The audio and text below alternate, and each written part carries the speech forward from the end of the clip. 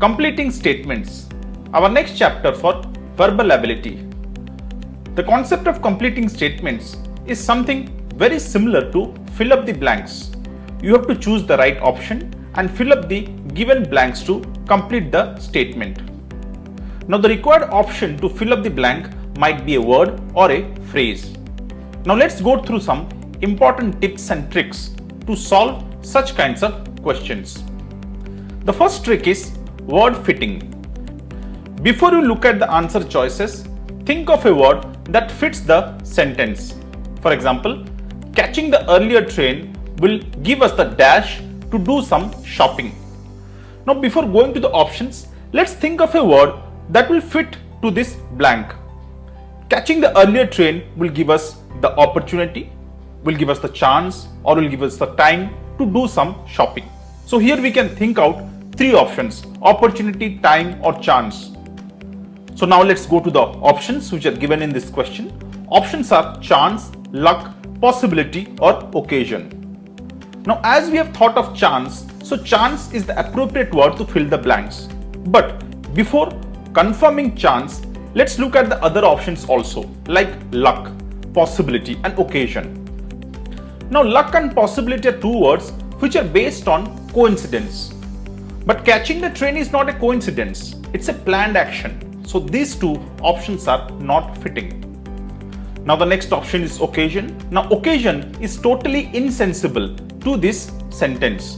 So the right option here is chance. Catching the earlier train will give us the chance to do some shopping. The next trick is of transactional words. Be alert to transactional words. Transactional words tells you what is coming up. They indicate that the author is now going to draw a contrast with something stated previously or support something stated previously. The examples of such transactional words are but, despite, in spite, also, and etc. Now let's categorize these transactional words to three parts. First is contrast indicators. To contrast two things is to point out how they differ.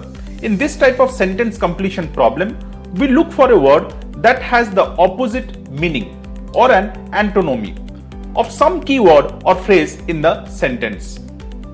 Some examples of most common contrast indicators are but, yet, despite, although, however, and nevertheless. Let's look at an example. Despite his best efforts to conceal his anger, the options are: we could detect that he was very happy. He failed to give us an impression of his agony. He succeeded in camouflaging his emotions. He could succeed in doing it easily. People came to know that he was annoyed. Now here, despite is the contrast indicator. That means whatever the first half of the statement is trying to intend, the second half will contradict this intention. It is saying, despite his best effort to conceal his anger. That means he is trying to not show his anger.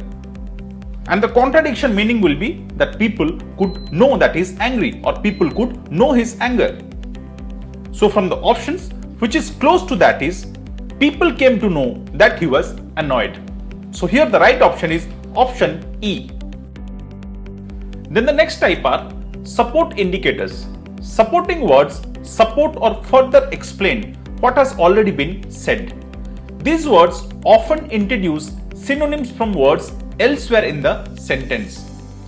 Some examples of support indicators are and, also, furthermore, likewise, in addition, or for. Let's take an example. I felt somewhat more relaxed. Let's see the options one by one. First option, but tense as compared to earlier. Now this is an incorrect option because simultaneously one person cannot be relaxed as well as tensed. Let's see the next option. Next option is and tense as compared to earlier. Now this option is also not valid because of the same reason. Then the next option, as there was already no tension at all. Now if we put this option in the blank, then it becomes I felt somewhat more relaxed as there was already no tension at all. Now it has two contradicting statements. One is no tension at all and the second is somewhat more relaxed. Now, if there is no tension at all, then why should the word somewhat more relaxed be there? So this is a mismatch. So option C is also not valid. Then the next option, and tension free as compared to earlier. Now this looks interesting. Let's put it in the blank. I felt somewhat more relaxed and tension free as compared to earlier. Now this is the perfect choice. And here and is the support indicator. It supports the first statements. It adds more information or more value to the information of the first half of the statement. Next is cause and effect indicators. These words indicate that one thing causes another to occur. Some examples are because, for, thus, hence, therefore, if, and then. Let's see an example. She never visits any zoo because she is strong opponent of the idea of dash. Now here, as the word because is used, that means there is a cause and effect indicator. Here, she never visits any zoo is the effect, and the cause of it is the reason why zoo is been not visited by her. Now by applying common sense, we can know that what zoo is meant for, she does not like. Now zoo is meant for captive animals, and she does not like this idea. So let's look at the options and find the answer which is close to this idea.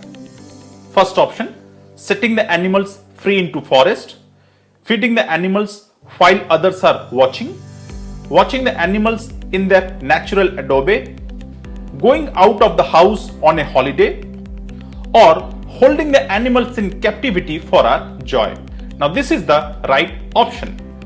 She never visits any zoo because she is strong opponent of the idea of holding the animals in captivity for our joy.